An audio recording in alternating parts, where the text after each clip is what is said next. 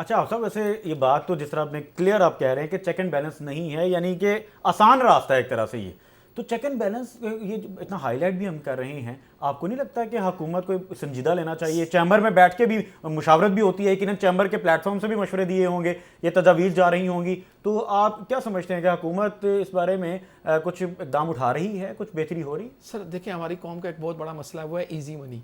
ठीक है, हम करना कुछ नहीं चाहते और दिनों में हम बिलीनियर्स होना चाहते हैं। ठीक है, हम लाइफ स्टाइल चेंज करना चाहते हैं, हमें चाहिए वीगो चाहिए, हमें चाहिए क्रूजर, आगे पीछे गनमैन, एक कल्चर है।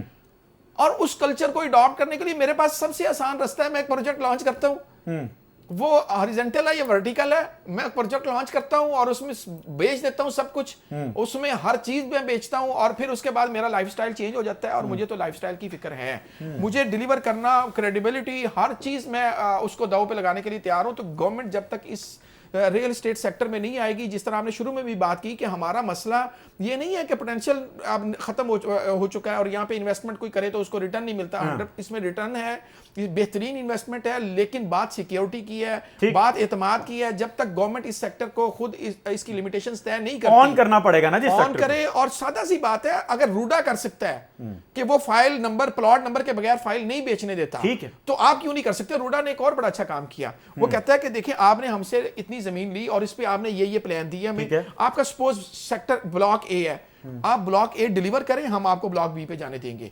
अगर आप ब्लॉक ए डिलीवर नहीं करते तो हम आपको ब्लॉक बी पे जाने नहीं देंगे।